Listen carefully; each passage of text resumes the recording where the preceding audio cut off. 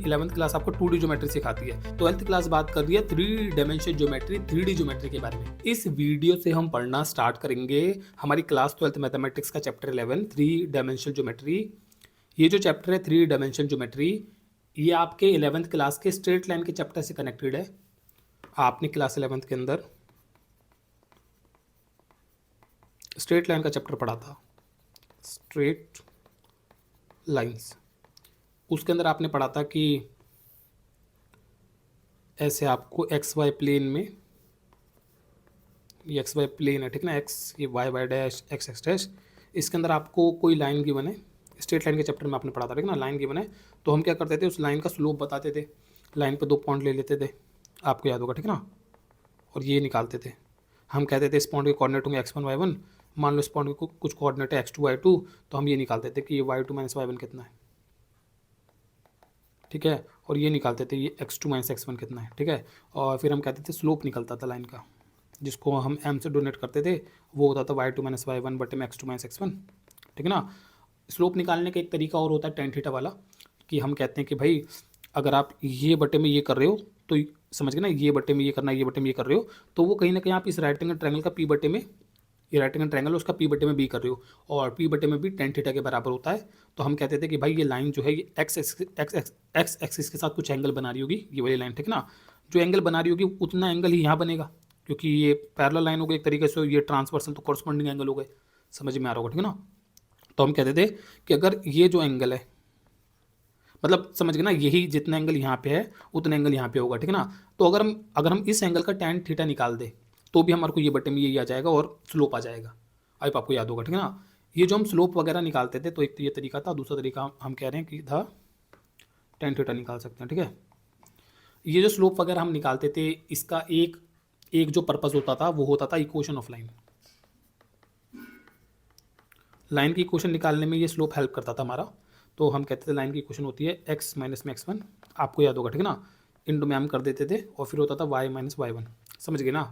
Straight line के chapter के अंदर जो हमारे को स्लोप निकालना सिखाते हैं, लाइन का, लाइन की इक्वेशन निकालना सिखाते हैं, ये मैथमेटिक्स बहुत काम का मैथमेटिक्स है, ये बहुत जगहों पर काम आता है। एग्जाम्पल के लिए जैसे लाइट, एक टॉर्च है, तो टॉर्च से आपको पता है जब रोशनी की किरणें निकलती है तो वो लाइट की रेज जो होती है वो बिल्कुल स्ट्रेट ट्रैवल करती है, बिल्कुल स्ट्रेट ट्रैवल करती है। मतलब टॉर्च से मैं टॉर्च का एग्जांपल ले रहा हूँ, किसी भी चीज़ से जब कोई लाइट की रे निकलती है तो लाइट की रे बिल्कुल स्ट्रेट ट्रैवल करती है ठीक है ना। तो लाइट की जब स्टडी करना है तो ये लाइन्स का मैथमेटिक्स बड़ा काम आता है। अब आपको समझ में आ रहा होगा ठीक है ना। जब आपने छोटी क्लास में पढ़ा था कि कोई मिरर होता है, तो मिरर से जब रोशनी टकराती है, टकराने के बाद वो वापस जाती है, रिफ्लेक्ट हो जाती है, तो वो हमने सीखा था कि वो जो जितना एंगल आई होता है उतना एंगल आर होता है, एंगल ऑफ इंसिडेंस रिफ्लेक्शन के बराबर होता है। ये सारी बातें हमने पढ़ी है ना। अब लाइन जब आएगी किसी पॉइंट पर टकराएगी तो कहाँ से आ रही है, तो कहाँ टकराएगी और कहाँ जाएगी, ये सारा मैथमेटिक्स आप स्ट्रेट लाइन के चैप्टर से कर सकते हो। आपको प्रैक्टिकली एक्सपेरिमेंट करने की जरूरत ही नहीं हो। प्रैक्टिकली अगर आप किसी लाइट के बारे में जानना चाहते हो ना, कि मैं लाइट अगर यहाँ से छोड़ूंगा तो ये कहाँ, अगर मिरर यहाँ पड़ा है, लाइट में यहाँ से छोड़ूंगा तो लाइट जाके कहाँ टकराएगी, आपको प्रैक्टिकल करने की जरूरत नहीं है। ये मैथमेटिक्स आपका हेल्प करता है कि आप मैथमेटिक्स से कैलकुलेशन करके बता सकते हो कि लाइट कहाँ से छोड़ी जाएगी, मिरर कहाँ है तो लाइट कहाँ जाएगी। क्योंकि straight lines, light straight line में ट्रैवल करती है ना, तो स्ट्रेट लाइन का मैथमेटिक्स यहाँ पे काम आता है। मैं ज़्यादा घुसना नहीं चाह रहा, लेकिन अगर आपने अच्छे से पढ़ा है चैप्टर तो आप मेरी बातों से लिंक कर पाओगे ठीक है ना 11th क्लास के अंदर। और भी सिचुएशन है, जैसे इमेजिन करो कि कोई कार है ठीक है ना, कोई कार है जो पहले इस पॉइंट पे थी, फिर इस पॉइंट पे आ गई, फिर आगे ऐसे बढ़ रही है, तो मतलब एक स्ट्रेट लाइन में जा रही है कोई कार। ये कार जब ऐसे आगे जा रही है तो ये और कहाँ कहाँ से होके गुजरेगी ये कार, मुझे अगर ये पता लगाना है तो मैं कैसे पता लगा सकता हूँ। तो यहाँ पे हम एक क्या बोलते हैं, एक एक्सप्रेस सिस्टम के बारे में बात कर सकते हैं ठीक है। एक कोऑर्डिनेट सिस्टम बना लेंगे और फिर हम बोलेंगे कार कहाँ कहाँ से गई है, मान लो जैसे यहाँ से गई है, यहाँ से गई है, तो 2 पॉइंट से हमारे को, मतलब 2 पॉइंट हमारे को चाहिए। अगर लाइन का इक्वेशन चाहिए ना तो हमारे को 2 पॉइंट कम से कम चाहिए होते हैं बस, वो है तो हमारे को काम बन जाता है। तो हम बोलेंगे भाई ये कार एक पॉइंट पे बता दो कहाँ थी, मतलब एक एक इन्फो, समझ गए ना, एक बार बता दो कार कहाँ पे थी और एक दूसरी बार बता दो हमारे को कार कहाँ पे थी, तो उससे हम लाइन की, इस कार की लाइन की इक्वेशन पता कर सकते हैं। इतनी ऐसे से बन जा ठीक है। तो ऐसे करके हम क्या कर सकते हैं, लाइन की इक्वेशन, इस कार की पाथ की इक्वेशन बता सकते हैं, पाथ समझ गए ना, रास्ते की, जिस रास्ते पे चल के जा रही है। और फिर हम आगे बता सकते हैं कार और कहाँ कहाँ किन किन पॉइंट्स होकर जाएगी। समझ में आ रहा होगा आपको, ठीक है ना। कोई कार जैसे मैं कह रहा हूँ स्ट्रेट लाइन में अगर ट्रैवल कर रही है तो किसी 2 पॉइंट से होकर गई, तो हमने वो 2 पॉइंट अगर पता लगा लिए, मतलब हमें नोट डाउन करना है कि कार कहाँ से गई एक बार, फिर एक बार और पता करना कार किन कोऑर्डिनेट से होकर गुजरी है, ठीक है ना। और फिर हम उस कार का इक्वेशन बना सकते हैं और बाकी सारी पॉइंट्स हम बता सकते हैं कार कहाँ कहाँ से होकर गुजरेगी। समझ गए ना, लाइन के अगर मैं इक्वेशन बना लूँ। तो ऐसी कई सिचुएशन है जहाँ पे ये आपको स्ट्रेट लाइन का मैथमेटिक्स काम आता है। अब ये जो हम पढ़ रहे हैं इसको हम कहते हैं 2D, ये 2 डायमेंशन कहलाता है, इसको 2D ज्योमेट्री कहते हैं। 2D ज्योमेट्री मतलब ये एक्स वाई के अंदर जब आप ज्योमेट्री पढ़ रहे हो तो उसे 2D ज्योमेट्री कहते हैं, ठीक है ना। लेकिन 12th क्लास बात कर रही है 3 डायमेंशन ज्योमेट्री, 3D ज्योमेट्री के बारे में, कि भाई 3D के अंदर लाइन जोन के बारे में बात करो ना। आई होप आपको समझ में आ रहा होगा कि 11th क्लास आपको 2D ज्योमेट्री सिखाती है, क्योंकि कोई लाइंस वगैरह है वो 2D के अंदर, एक्स वाई के अंदर, तो उसका मैथमेटिक्स सिखाया जाता है और वो मैथमेटिक्स हमारे को कई सिचुएशंस में काम आता है। 12th क्लास बात कर रही है कि भाई यही लाइंस 3D में भी तो हो सकती है। 3D स्पेस इमेजिन करो, स्पेस के अंदर कोई लाइन है जो ऐसे जा रही है, तो उसकी इक्वेशंस वगैरह के बारे में बात करो, क्योंकि रियल लाइफ में चीज़ें 3D में होती है। रियलिटी में चीज़ें 3D में ट्रैवल कर रही होती है। जैसे आप इमेजिन करो स्पेस के अंदर क्या होता है, स्पेस के अंदर चीज़ें है या तो वो ऐसे इलिप्स की शेप में, ऐसे गोल गोल सी शेप में ट्रैवल कर रहे हो, कोई प्लेनेट है तो ऐसे ट्रैवल कर रहा है, या फिर कोई दूसरा तरीका होता है स्पेस में चीज़ों को चलने का, वो ये होता है कि चीज़ें स्ट्रेट चल रही होती है। होता है ना, कोई मीटियोरॉइड है वो स्ट्रेट जा रहा है, वो किसी किसी चीज़ के ऑर्बिट के अंदर नहीं है, वो ऐसे स्पेस में स्ट्रेट ट्रैवल कर रहा है। ये आपने छोटी क्लासेस में पढ़ा होगा कि कोई चीज़ स्ट्रेट एक डायरेक्शन में ट्रैवल करती रहेगी जब तक उस पर कोई एक्सटर्नल फोर्स काम ना करे। थोड़ी साइंस की बातें हैं पर ज़्यादा ध्यान मत दो। मोटा मोटा मैं कह रहा हूँ कि स्पेस के अंदर 2 तरीके की मोशन होते हैं, या तो चीज़ जैसे एलिप्सियल मोशन में होती है, एलिप्स या सर्कल जैसी मोशन, या वो स्ट्रेट में ट्रैवल कर रही होती है, स्ट्रेट लाइन में। अब कोई मीटियोरॉइड है वो स्पेस के अंदर स्ट्रेट लाइन में से ट्रैवल कर रहा है, तो वो मीटियोरॉइड किन किन पॉइंट्स होकर गुजरेगा। वो एक 3D, समझ गए ना, एक 3D हमारे को स्पेस इमेजिन करना पड़ेगा, एक 3D स्पेस। और कोई मीटियोरॉइड है वो इस पॉइंट से ऐसे आगे बढ़ रहा है, ऐसे आगे बढ़ रहा है, वो किन किन पॉइंट से होकर जाएगा। यहाँ पे हम अपनी अर्थ को वो सेंटर बना लेंगे, ठीक है, और यहाँ से वो बना लेंगे एक 3D सिस्टम। और फिर हम मीटियोरॉइड्स की कैलकुलेशन करेंगे, जो अलग अलग मीटियोरॉइड्स हैं जो स्पेस में ट्रैवल कर रहे हैं, तो उनके बारे में हम बात करेंगे वो किन किन पॉइंट से होकर गुजरेंगे। क्या कोई ऐसा तो नहीं जिस अर्थ की लाइन पे आएगा जो अर्थ से होकर गुजरेगा।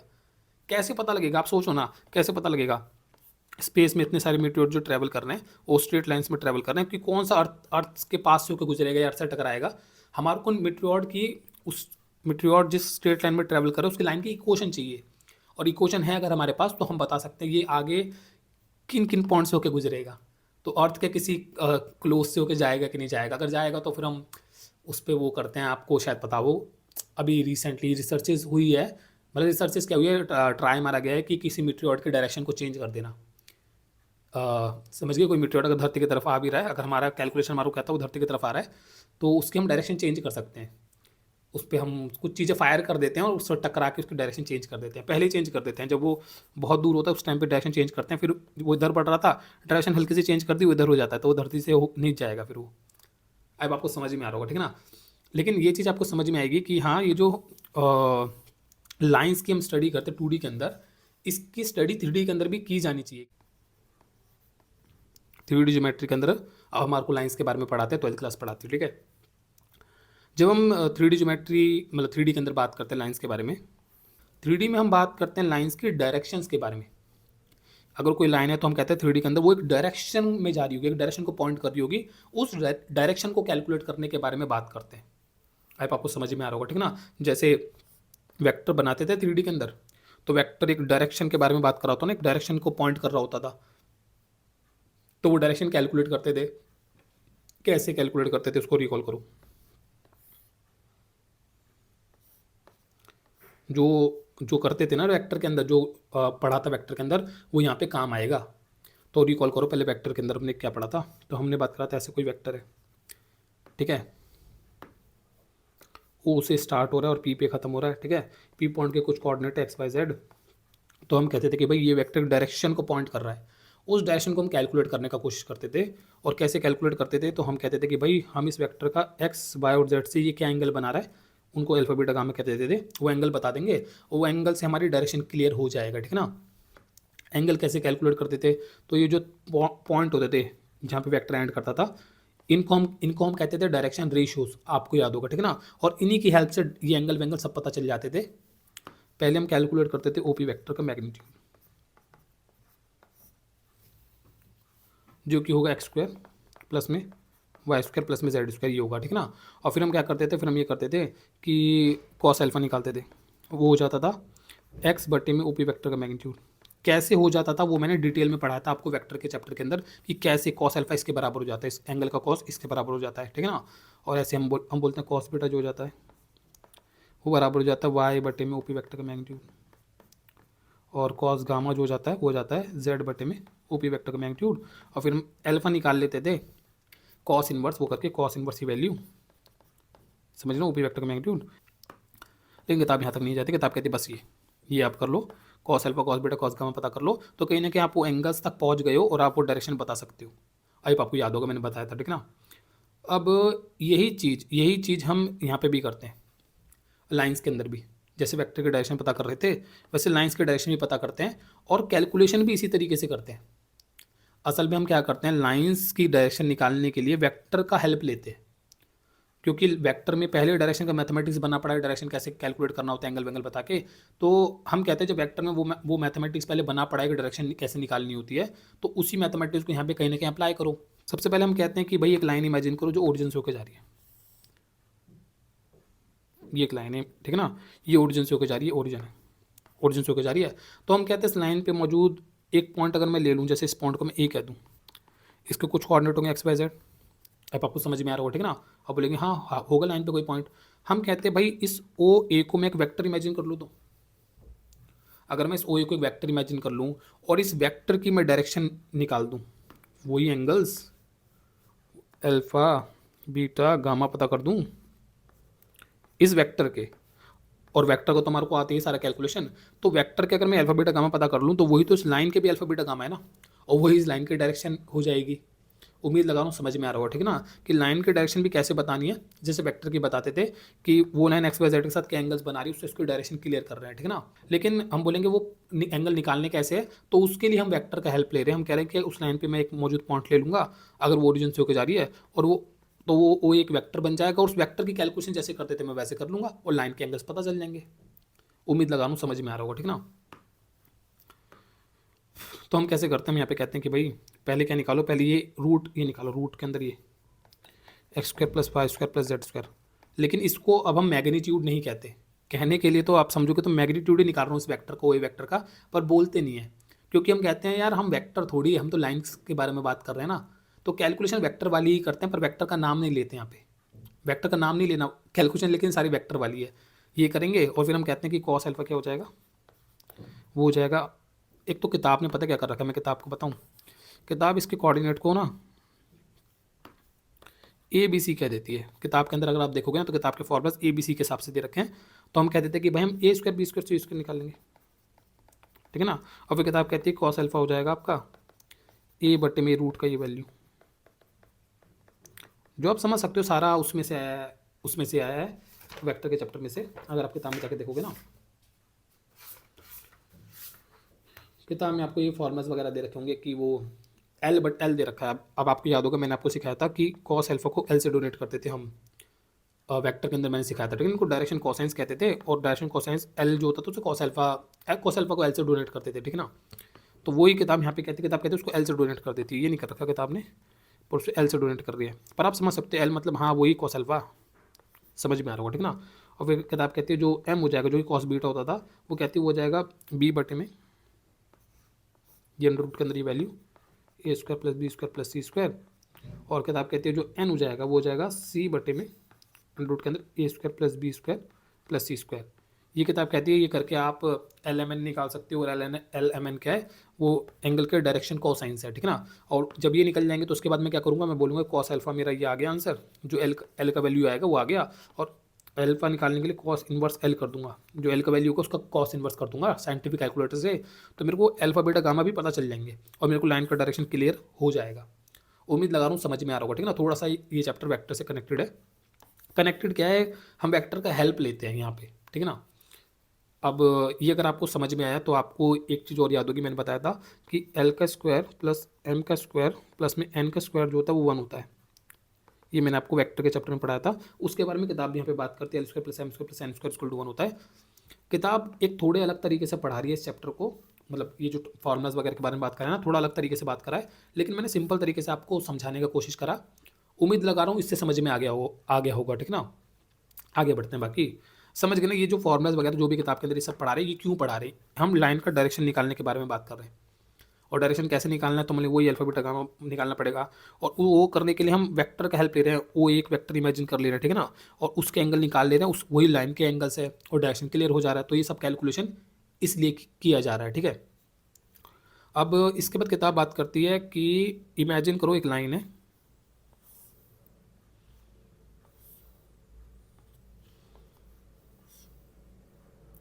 इमेजिन करो एक लाइन है जो ओरिजिन से होके नहीं जा रही। एक लाइन है जो ओरिजिन से होके नहीं जा रही, जैसे ये लाइन है, ठीक है ना। ये लाइन है, ये ओरिजिन से होके नहीं जा रही। लाइन को हम एल कह देते हैं, ये लाइन है, लाइन एल है, ये ओरिजिन से होके नहीं जा रही। तो किताब कहती है भाई अब इसका कैसे पता लगाएंगे डायरेक्शन, ये एंगल्स वगैरह। तो इसके लिए हम क्या करते हैं, इसके लिए हम कहते हैं कि भाई हम एक लाइन ड्रॉ कर लेंगे यहाँ से, ओरिजिन से एक लाइन ओरिजिन से ड्रॉ करेंगे जो उस लाइन के पैरेलल है।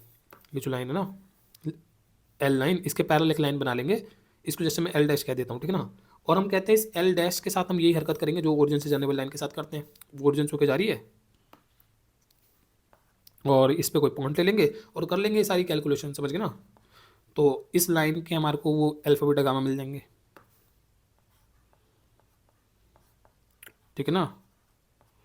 और हम बोलेंगे कि भाई अगर ये वाली लाइन इस वाली लाइन के पैरेलल है, तो जो अल्फा बीटा गामा इसके है, जितना ये एंगल बना रही है एक्स वाई जेड के साथ, उतना ये भी बना रही होगी, समझ गए ना। वो लाइन इस लाइन के पैरेलल है, तो जितना ये एक्स वाई जेड के साथ एंगल बना रही है उतना ये भी बना रही होगी, समझ गए। ये इसके पैरेलल है, तो जो इसकी डायरेक्शन है वही इसकी डायरेक्शन होगी। तो हम अगर कोई लाइन ओरिजिन से होकर नहीं जा रही, उसकी डायरेक्शन बताने के लिए एक लाइन उसके पैरेलल बना लेते हैं जो ओरिजिन से होकर जा रही है, और उसके साथ यही सारी कैलकुलेशन कर लेते हैं। और फिर हमारे को उस वाली लाइन का भी डायरेक्शन, वो जो डायरेक्शन एंगल होते हैं वो पता चल जाते हैं। आई आपको समझ में आ रहा होगा, ठीक है ना। डायरेक्शन एंगल मतलब ये जो एंगल्स होते हैं, मैंने पहले भी बोला कि इनको डायरेक्शन एंगल कहते हैं, क्योंकि ये डायरेक्शन बताने में हेल्प करते हैं। ये मैंने वेक्टर में पढ़ाया था, ठीक है ना। आगे बढ़ते हैं। एक तरीका और पढ़ाती किताब कहती है कि भाई ऐसे भी कर सकते हो, एक लाइन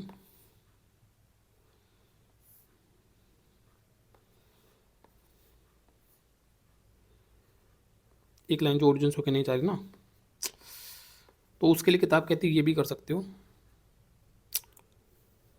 थोड़ा क्लोज कर दूँ, मुझे लिखना पड़ेगा यहाँ पे। या तो ये कर सकते हो, ये कहती है और आप ऐसे कर सकते हो, एक लाइन जो ओरिजिन से नहीं जा रही ना, जैसे ये लाइन ओरिजिन से होकर नहीं जा रही, तो किताब कहती है उस पर मौजूद 2 पॉइंट ले लो। जैसे ये एक पॉइंट ले लिया और एक पॉइंट ये ले लिया, ठीक है। इसको ये कह देते हैं, इसको बी कह देते हैं। हम बोलते हैं कि भाई इस ए और बी को अगर मैं ऐसे कर दूँ, इस ओ से जॉइंट कर दूँ। किताब ऐसे नहीं पढ़ा रही, मैं पहले कह रहा हूँ, किताब ऐसे नहीं पढ़ा रही जैसे मैं पढ़ा रहा हूँ। मैं थोड़ा सिंपल करके पढ़ा रहा हूँ, लॉजिक से पढ़ाने का कोशिश कर रहा हूँ। किताब ने जिस तरीके से पढ़ा रखा है, थोड़ा बात आपके सर के ऊपर से जाएगा, ठीक है ना। तो जो मैं पढ़ा रहा हूँ उस पर ध्यान दो, और किताब के फॉर्मूला आपको समझ में आ जाएंगे, ठीक है। तो हम ये कहते हैं कोई लाइन अगर ओरिजिन से होके नहीं जा रही, तो हम एक तो ये कर सकते हैं, ओरिजिन से उसके पैरेलल एक लाइन बना सकते हो, और उसके एंगल्स वगैरह निकाल के पता कर सकते हैं उस लाइन के एंगल्स वगैरह क्या है, ठीक है ना। इसके डायरेक्शन क्लियर कर लेंगे और बोलेंगे वही उसकी डायरेक्शन है, ऐसे कह देते हैं। या दूसरा हम कहते हैं कि एक लाइन जो ओरिजिन से होकर नहीं जा रही, उस पर मौजूद 2 पॉइंट ले लो, और 2 पॉइंट लेके हम क्या कर सकते हैं, इस पॉइंट को ओरिजिन से जॉइंट कर देंगे। ये एक वेक्टर हो गया ओ ए वेक्टर, ठीक है ना। और इस पॉइंट को ओरिजिन से जॉइंट कर देंगे, तो ये वेक्टर हो गया ओ बी वेक्टर। और इन दोनों वेक्टर की हेल्प से मैं इस ए बी वेक्टर को निकाल सकता हूँ। इस ए बी को अगर मैं वेक्टर इमेजिन कर लूँ, अब आपको समझ में आ रहा होगा, ठीक है ना। याद है ना, इस वेक्टर को अगर मैं ओ बी वेक्टर कह रहा हूँ, उसको ओ ए वेक्टर कह रहा हूँ, तो ए बी वेक्टर जो होगा, वेक्टर जॉइन टू वेक्टर वाला टॉपिक, वो O B vector minus O ए वेक्टर होगा। आपको याद होगा, ठीक है ना। इस ए पॉइंट के कोऑर्डिनेट होंगे कुछ x1 y1 z1, इसको कुछ कोऑर्डिनेट होंगे x2 y2 z2, ठीक है ना। और हम बोलेंगे जो ए बी वेक्टर होता है वो होता है x2 माइनस x1, ठीक है ना, आई कैप, याद है ना, प्लस y2 माइनस y1 जे कैप, प्लस में z2 माइनस z1 के कैप। ही होता है हमारा ये जो ए बी वेक्टर होता है, इसे निकल जाता है, ठीक है। और फिर हम इस वेक्टर का, अगर इस वेक्टर का मैं, अगर ये वेक्टर मेरे को मिल गया, ए बी वेक्टर मुझे मिल गया है, तो इस वेक्टर का अगर मैं डायरेक्शन निकाल लूँ, तो हम बोलेंगे वो इस लाइन का डायरेक्शन होगा, समझ गए। हम ये भी कर सकते हैं। तो हम बोलेंगे अब इस वेक्टर का डायरेक्शन कैसे निकालना है, तो हम बोलेंगे वो ऐसे होगा x2 माइनस x1 बटे में इस ए बी वेक्टर का मैग्नीट्यूड ये रखना पड़ेगा। अब आपको समझ में आ रहा होगा तो उससे कॉस अल्फा आ जाएगा। समझ गए ना, जैसे हम वेक्टर के चैप्टर में क्या करते थे, ऐसे कॉस बीटा और कॉस गामा भी निकाल सकते हो। लेकिन आपको बताऊं, एनसीईआरटी इसको वेक्टर से पढ़ाती नहीं है। एनसीईआरटी ऐसे कहती है कि वेक्टर वेक्टर कुछ नहीं है, सारा आंसर वेक्टर से ही निकला है, ये आप कह सकते हो। लेकिन एनसीईआरटी वेक्टर को हटा देती है, एनसीईआरटी वेक्टर को हटा देती है और एनसीईआरटी कहती है कि भाई हमारे को निकालना है ए बी, हमारे को ए बी निकालना है। ए बी मतलब एनसीईआरटी कहती है ए से बी की दूरी निकालनी है। और ए से बी की दूरी कैसे निकालते हैं, आपने छोटे क्लासेस के अंदर सीखा था, ये x2 माइनस में x1 का होल स्क्वायर प्लस में y2 माइनस y1 का होल स्क्वायर प्लस में z2 माइनस z1 का होल स्क्वायर, आपको याद होगा, ठीक ना। जो बेसिकली इस ए बी वेक्टर का मैग्नीट्यूड ही तो हो गया जो मैंने अभी बनाया था। और फिर किताब कहती है कि भाई अगर आपको कॉस अल्फा निकालना है ना, तो वो होता है x2 माइनस x1 बटे में ये ए बी। तो वही जो मैंने वेक्टर में आपको बताया, वही फॉर्मूलास किताब पढ़ा रही है आपको, कहीं ना कहीं आप कह सकते हो। मतलब कि ये जो किताब के फॉर्मूलास है ये इस वेक्टर वाली नॉलेज से ही निकल के आए हैं। किताब उससे पढ़ा नहीं रही, पर मैं समझा रहा हूँ, ये ऐसे ही निकल के आए हैं, ठीक है ना। और फिर हम कह देते हैं कि भाई कॉस बीटा क्या हो जाएगा, y2 माइनस y1 बटे में ए बी, और कॉस गामा क्या हो जाएगा, z2 माइनस z1 बटे में ए बी। 3D के अंदर हम लाइंस की डायरेक्शन निकालते हैं। कोई लाइन जो ओरिजिन से होकर जा रही है उसकी डायरेक्शन हम इस तरीके से निकालते हैं, और कोई लाइन जो ओरिजिन से होकर नहीं जा रही हो तो उसकी डायरेक्शन निकालने का एक ये तरीका है और दूसरा ये तरीका है। मेरे को ये वाला तरीका ज़्यादा अच्छा लगता है, ये तरीका मुझे ज़्यादा अच्छा लगता है, कैलकुलेशन के हिसाब से अच्छा लगता है। आप बताओ, आप कमेंट बॉक्स के अंदर आपको कौन सा सही लगा, ये वाला कि ये वाला, ठीक है ना। लेकिन उम्मीद लगा रहा हूँ आपको समझ में आ गया होगा हम ये क्या कैलकुलेशन कर रहे हैं और क्यों कर रहे हैं, सारे फॉर्मूलास कैसे निकल के आए हैं, ठीक है ना। अब किताब के अंदर अगर आप देखोगे तो फिर किताब के अंदर वो कुछ एग्जाम्पल करवाता है। एग्जाम्पल 1 देती है पहले एनसीईआरटी,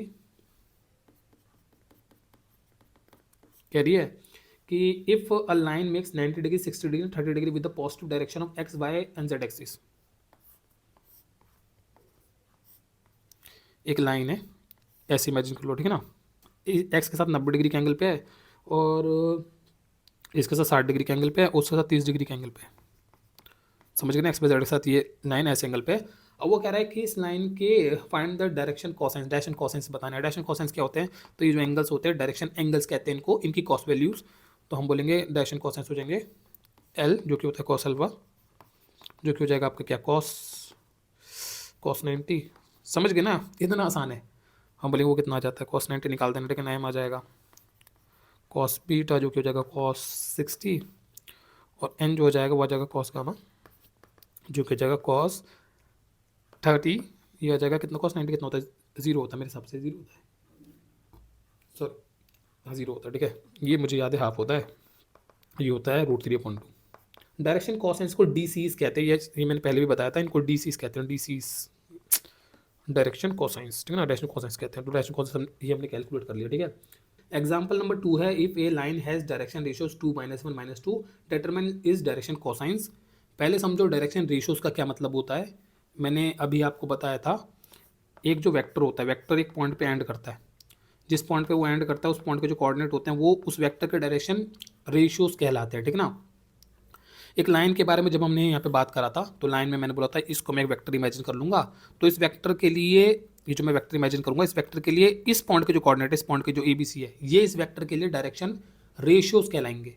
समझ में आ रहा होगा, ठीक ना। और इसी को हम लाइन के डायरेक्शन रेशियोज भी कहते हैं। तो जब वो लाइन्स के डायरेक्शन रेशियोज के बारे में बात करता है ना, तो लाइन के डायरेक्शन रेशियोज का क्या मतलब है, लाइन पे मौजूद एक पॉइंट होता है उसके कोऑर्डिनेट, क्योंकि वो पॉइंट जो होता है वो उस वेक्टर के डायरेक्शन रेशियोज बनता है, समझ गए ना।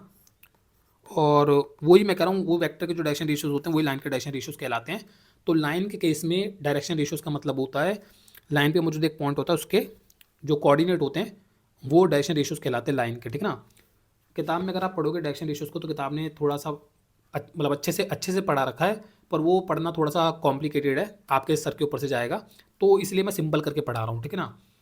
वो कह रहा है एनी 3 नंबर्स, ये मैं फोटो लगा दूंगा कहाँ पे किताब में लिखा हुआ है, उसमें लिखा हुआ है, कह रहा है any 3 number which are proportional to the direction cosines of a line are called direction ratios of a line. If L, M, N are direction cosines and A, B, C are direction ratios, कहता है then A equal to इतना, B equal to इतना, C equal to इतना, ठीक है ना। और एक नोट भी दे रखा है, कह रहा है some author also call direction ratios as direction number. तो कह रहा है, उसने पैराग्राफ में शुरू में बोला था एनी 3 नंबर, तो कह रहा है 3 नंबर्स होते हैं, तीन नंबर होते हैं जो एक लाइन के डायरेक्शन रेशियोज होते हैं। वो तीन नंबर क्या है, मैं कह रहा हूँ वो पॉइंट होता है, उस पॉइंट के कोऑर्डिनेट होते हैं, ये डायरेक्शन रेशियोज होते हैं, ठीक है ना। फिर उसके आगे उसने बोलता which are proportion to the direction cosines, उसने प्रोपोर्शन की बात करी थी। और प्रोपोर्शनल का वो नीचे एक्सप्लेन कर रहा है, कह रहा है कि अगर एल एम और एन डायरेक्शन कोसाइंस है और ए बी सी आपके डायरेक्शन रेशियोज है, तो कहता है कि ए इक्वल टू होगा लैम्डा एल और बी इक्वल टू होगा लैम्डा एम और सी इक्वल टू होगा लैम्डा एन, ऐसे करके कह रहा है, ठीक ना।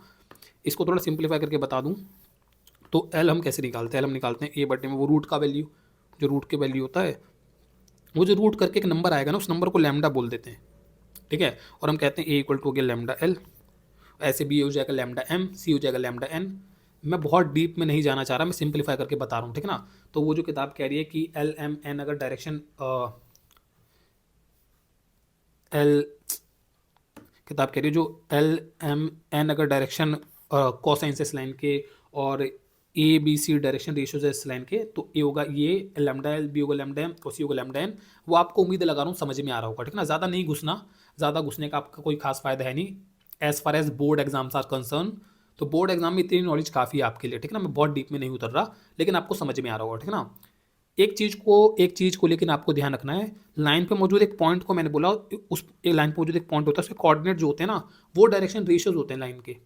तो लाइन पे तो बहुत पॉइंट होते हैं, एक लाइन पे तो बहुत सारे पॉइंट होते हैं, तो एक लाइन के बहुत सारे डायरेक्शन रेशियोज होते हैं। एक वेक्टर की अगर हम बात करें तो वेक्टर में हम कह देते हैं उसके एंड पॉइंट के जो कोऑर्डिनेट होते हैं वो डायरेक्शन रेशियोज होते हैं। तो वेक्टर के आप कह सकते हो एक ही डायरेक्शन रेशियोज होते हैं, लेकिन लाइन के लिए लाइन पे मौजूद एक पॉइंट होता है, उसके कोऑर्डिनेट डायरेक्शन रेशियोज होते हैं। तो लाइन पे बहुत सारे पॉइंट होते हैं, तो लाइन के बहुत सारे डायरेक्शन रेशियोज होते हैं, ये बात आपको ध्यान रखना है, ठीक है ना। आगे बढ़ते हैं, बाकी क्वेश्चन पे ध्यान दे। तो क्वेश्चन में उसने बोला था एग्जाम्पल 2 के अंदर, if a line has direction ratios 2 -1 and -2, तो इसको आप समझ सकते हो, ये कह रहा है एक लाइन है जो समझ लो जैसे ऐसे जा रही है, ठीक ना। और उसके डायरेक्शन रेशियोज बता रखे, तो मतलब लाइन पर मौजूद एक पॉइंट बता रखा है जो है 2 -1 एंड -2, समझ गए ना। और फिर वो कह रहा है कि आप इसके वो बताओ मेरे को, क्या बोलते हैं, डायरेक्शन कोसाइंस बताओ। तो मतलब डायरेक्शन कोसाइंस तो ऐसे निकलते हैं, वो जो पॉइंट होता है उसके कोऑर्डिनेट होते हैं और फिर ये सब करके निकल जाते हैं वैल्यू वैल्यू करके। तो वो निकाल के भी दिखाता है आपको, कहता है जो एल हो जाएगा वो हो जाएगा 2 बटे में अंडर रूट के अंदर 2 स्क्वायर प्लस में -1 का स्क्वायर प्लस में -2 का स्क्वायर, समझ गए ना। और ये 9 आएगा तो 2 बटे में रूट नो 3 आ जाता है, तो एल इक्वल टू ये आ गया। ऐसे ही एम -1 बटे में ये पूरा वैल्यू जो कि 9 आएगा, समझ गए ना, सेम है। और वो आ जाएगा -1 बटे में 3, और एन निकालता कहता है एन आ जाएगा -1 बटे में ये ही √9, सो एन हो जाएगा 1 में -2 बटे में 3। उम्मीद लगा रहा हूँ आपको समझ में आ रहा होगा, सिंपल करके मैंने बता दिया, ठीक है। आगे बढ़ते हैं, तो ये दे रखा ये दो, हाँ बस ये दे रखा, ठीक है ना। ठीक है, आगे बढ़ते हैं। फिर कह रहा है कि एग्जाम्पल नंबर 3 दे रहा है, कह रहा है find the direction cosines of A line passing through the 2 point this one this one.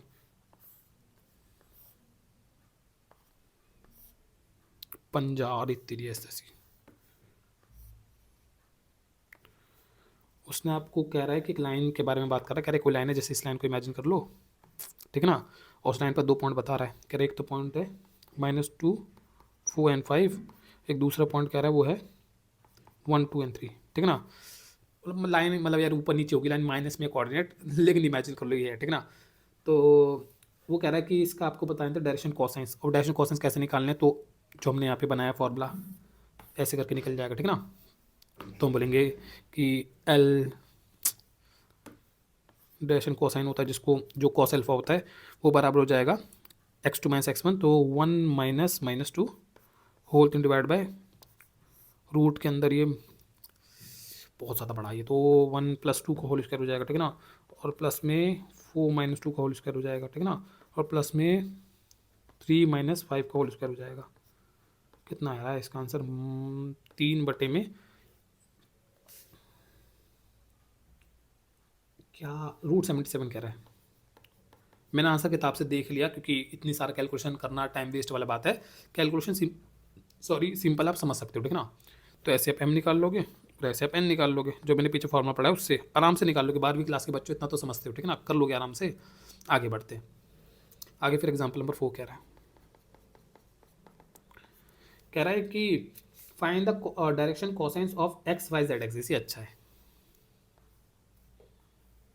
कह रहे हैं कि जो एक्स वाई जेड होते हैं, ये जो एक्सिस होते हैं, तो हम बोलेंगे ये एक्स वाई और जेड, हम बोलेंगे ये भी तो लाइन्स ही होते हैं, ये वाई भी तो एक लाइन ही है। हम 3D स्पेस के अंदर किसी लाइन का वो निकाल रहे हैं, ये डायरेक्शन कोसाइंस, डायरेक्शन एंगल वगैरह, तो हम बोलेंगे वाई एक्सिस भी तो खुद ही भी तो एक वो लाइन है, तो उसके बारे में बात करो। तो हम बोलेंगे उसका कैसे निकालेंगे भाई, तो हम बोलते हैं भाई बताओ क्या क्या एंगल बना रही है, उसी से निकलेंगे डायरेक्शन कोसाइंस। तो हम इसको कहते हैं कि भाई ये एक्स के साथ 90 डिग्री पे है, जो वाई एक्सिस है, समझ गए ना, और ये जेड के साथ भी 90 डिग्री पे है। लेकिन ये अपने आप के साथ क्या एंगल बना रही है, अपने आप के साथ 0 डिग्री हो गया, वाई के साथ ये लाइन 0 डिग्री बना रही है, समझ गए ना। उम्मीद लगा समझ में आ रहा होगा। तो हम कह देते हैं कि भाई इसके एल्फा तो है 90 डिग्री, ठीक है, बीटा है 0 डिग्री जो वाई के साथ एंगल बना रही है, और गामा है 90 डिग्री, ठीक है ना। तो डैश एंड कॉसाइंस एल कितना हो जाएगा, कॉस ये निकाल के देगा,